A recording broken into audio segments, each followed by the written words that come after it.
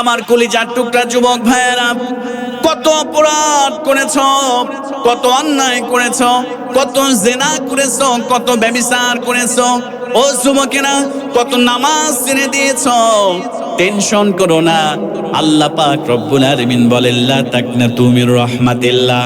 বান্দারে, তোর পাপ যদি হয় পুকুরের পানির সমপরিমাণ, তুই জেনে রাখিস আমি আল্লাহর দয়ার ভালোবাসা, আমি আল্লাহর রহমত আর বরকত নদীর পানির সমপরিমাণ। তোর পাপ যদি হয় নদীর পানির সমপরিমাণ, বান্দারে তুই জেনে রাখিস আমি আল্লাহর ক্ষমা, আমি আল্লাহর দয়ার ভালোবাসা আটলান্টিক মহাসাগরের সমপরিমাণ। তুই অপরাধ করার পরে যদি আমার কদমে সেজদায় লুটিয়ে পড়ে যদি চোখের একটা ফোঁটা পানি ছেড়ে দিস, বান্দারে এই দুনিয়ার আটলান্টিক মহাসাগরের পানি দ্বারা, প্রশান্ত মহাসাগরের পানি দ্বারা, ভূমধ্য সাগরের পানি দ্বারা, বঙ্গোপসাগরের পানি দ্বারা, 3 ভাগ পৃথিবীর পানি দ্বারা জাহান্নামের আগুন কি নিভানো যাবে না রে যুবক। তুমি যদি তোমার গুনাহের কথা স্মরণ করে রবের কদমে লুটিয়ে পড়ে চোখের একটা ফোঁটা পানি ছেড়ে দাও, ওয়াল্লাহি ওয়াল্লাহি ওয়াল্লাহি, আল্লাহর কসম করে বলি রে যুবক, আল্লাহ পাক তোমার ওই এক ফোঁটা চোখের পানির বিনিময়ে আল্লাহ পাক 7টা জাহান্নামের আগুনকে আল্লাহ পাক তোমার জন্য নিভায় দিবে। জোরে বলেন সুবহানাল্লাহ। আমার কলিজার টুকরা যুবক ভাইয়েরা, হাতে ধরে পায়ে ধরে বলে যায়, যুবকেরা রাত যত গভীর হয় ফেসবুক চালায়, ইউটিউবে অশ্লীল নাটক দেখে, সিনেমা দেখে, পর্নোগ্রাফি দেখে। মুয়াজ্জিন যখন ফজরের আযান দেয়, অনেক যুবকেরা আছে ফজরের নামাজ পড়ে না, ওই মুহূর্তে ঘুমাতে যায়। এরকম যুবক আমাদের সমাজের মধ্যে আছে না নাই?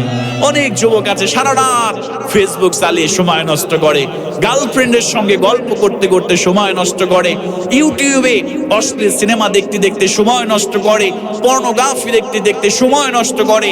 যখন ফজরের আযান মুয়াজ্জিন দেয়, লাস-সালাতু খায়রুম মিনান নাওম যখন বলে, ঘুম থেকে নামাজ উত্তম, তখন অনেক যুবক আছে সেই সময় মোবাইলটা রেখে ঘুমাতে যায় এবং দুপুর 12টায় ঘুম থেকে উঠে। এরকম যুবক আছে না নাই? কলিজার টুকরা যুবক, তোমার আল্লাহ তোমাকে কত ভালোবাসে, তোমার রব তোমাকে কত ভালোবাসে তুমি চিন্তাই করো নাই, তুমি কখনো ভাবোই নাই।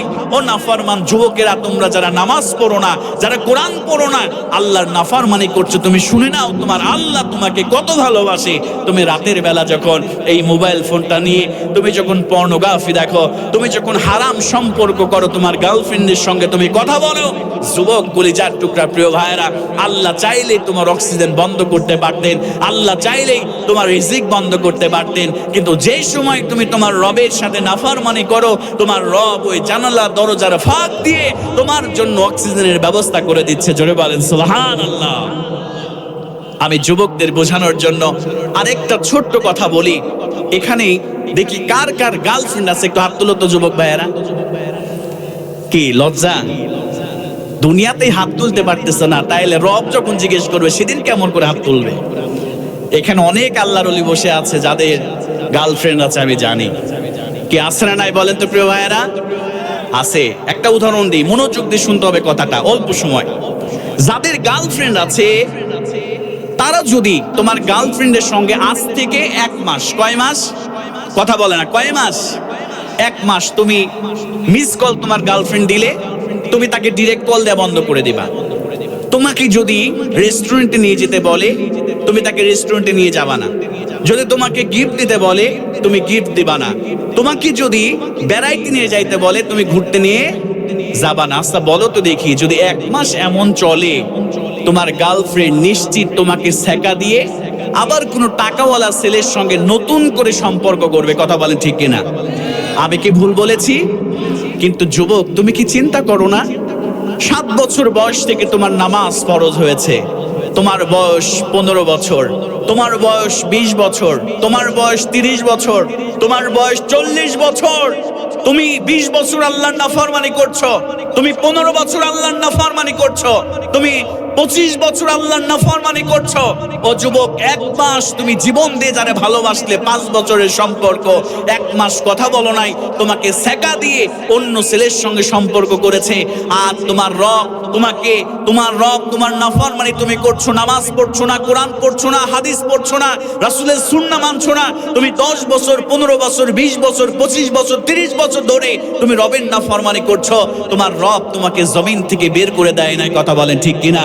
তোমার রব তোমাকে রিজিক বন্ধ করে দেয় নাই, তোমার রব তোমার জন্য তার অক্সিজেনকে বন্ধ করে দেয় নাই, কথা বলেন ঠিক কিনা?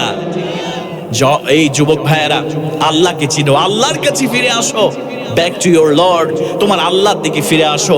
আল্লাহর কদমে একটা বার একটা সেজদা দিয়ে নিজের জীবনের গুনাহগুলোর কথা স্মরণ করে একটা ফোঁটা চোখের পানি ছেড়ে দাও। ও যুবক, কলিজার টুকরা তরুণ ভাইয়েরা, আল্লাহর কসম করে বলছি, আল্লাহ ওই এক ফোঁটা চোখের পানির বিনিময়ে তোমার জীবনের সব গুনাহগুলো আল্লাহ মাফ করে দিবে। জোরে বলেন সুবহানাল্লাহ। বনি ইসরায়েলের একজন ব্যক্তি ছিল, নাম হলো কিফল। নাম কি বলেন তো প্রিয় ভাইয়েরা? কিফল নাম। যুবকেরা ভালো করে মনোযোগ দিয়ে কথাটা শ্রবণ করেন। বনি ইসরায়েলের এই ব্যক্তি কিফল, সে জীবনে কোনোদিন ভালো কাজ করে নাই, কোনোদিন সে ভালো কাজ করে নাই, নেকির কাজ করে নাই।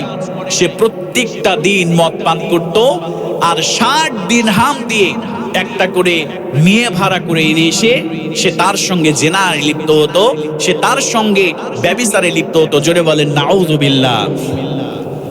আল্লাহর বান্দা কিফল প্রত্যেক দিন 60 দিরহাম করে একটা করে নারী ভাড়া করতেন। মেয়েকে নিয়ে আসার পরে তার সঙ্গে জিনা করত, ব্যভিচার করত, প্রত্যেক দিন মদ পান করত। আমার প্রিয় ভাইয়েরা, হঠাৎ করে একদিন একটা মেয়েকে সে 60 দিরহাম দিয়ে ভাড়া করে নিয়ে এসেছে। ভালো করে লক্ষ্য করো, যারা জিনা করে নিজের পাপের বোঝাটা ভারী করে নিয়েছো, যারা খারাপ কাজ করে নেশাদ্রব্য সেবন করে নিজের জীবনের পাপগুলোকে ভারী করে নিয়েছো, ভালো করে লক্ষ্য করো।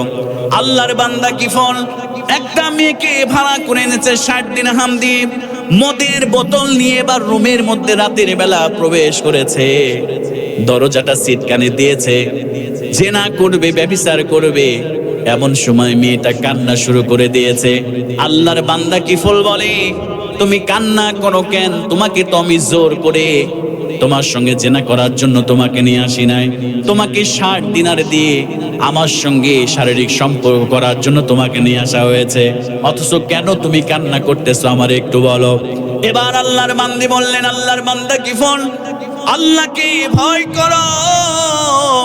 আমি হলাম বংশীয় ঘরের মেয়ে, আমি কোনোদিন কোনো পুরুষ আমারে দেখে নাই, আমাকে কোনোদিন কোনো পুরুষ স্পর্শ করে নাই, আমার গায়ে পর্যন্ত কোনো পুরুষ কোনোদিন হাত দেয় নাই।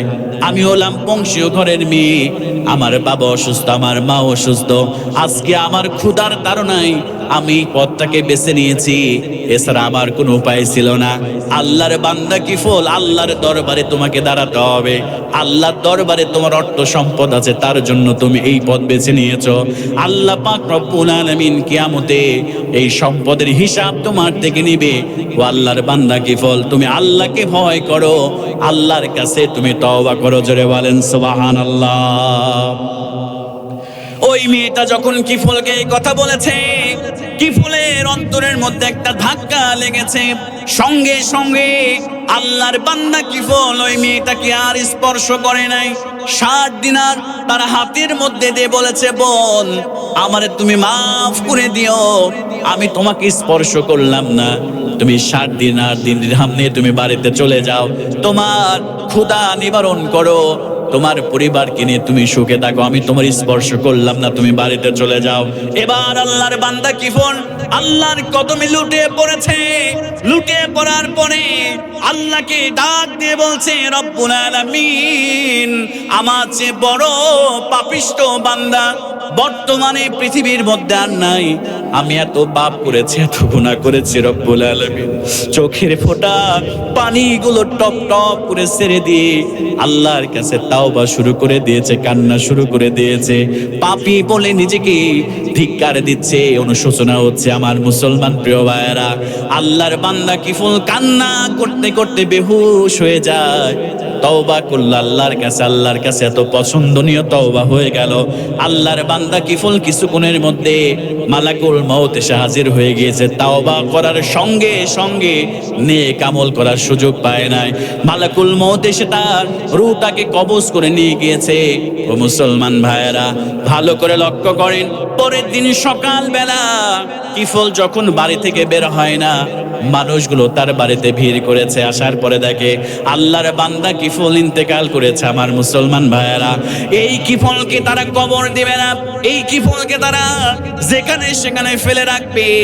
মানুষগুলো যখন তার দরজার দিকে তাকিয়েছে, আমার কলিজার টুকরা প্রিয় ভাইয়েরা, দরজার সঙ্গে সুন্দর করে লেখা আছে, আমার কিফল এমন করে আমার কাছে তাওবা করেছে, আমি আল্লাহ তার জীবনের সব গুনাহ মাফ করে দিয়েছি। তোমরা কিফলের সঙ্গে ভালো ব্যবহার করো। আমার মুসলমান ভাইয়েরা, সারা জীবন জিনা করেছে, মদ খেয়েছে, সারা জীবন অন্যায় করেছে, কিন্তু চোখের পানি ছেড়ে দিয়ে রবের কাছে যখন তাওবা করেছে, আল্লাহ পাক তার তাওবাকে এত পছন্দ করেছে, আল্লাহ পাক তার জীবনের সব গুনাহগুলোকে মাফ করে দিয়েছে। জোরে বলেন সুবহানাল্লাহ। এজন্য আল্লাহ রাব্বুল আলামিন বলেন, ইয়া আইয়ুহাল্লাযীনা আমানু তুবু ইলাল্লাহি তাওবাতান নাসুহা। ও আমার ঈমানদারেরা, আমার কাছে তাওবায়ে নাসুহা করে ফিরে আসো। আমি আল্লাহ দুইটা পুরস্কার তোমাদেরকে দান করব। আসা রব্বুকুম আইয়ুকাফিরা আনকুম সাইয়্যাতিকুম, আমি আল্লাহ 1 নম্বরে তোমাদের জীবনের সব গুনাহ মাফ করে দিব, আর 2 নম্বরে আমি আল্লাহ পাক রব্বুল আলামিন তোমাদেরকে এমন একটা জান্নাত দিয়ে ধন্য করে দিব, যে জান্নাতের তলদেশ দিয়া ঝর্ণা ধারা প্রবাহমান। জোরে বলেন সুবহানাল্লাহ।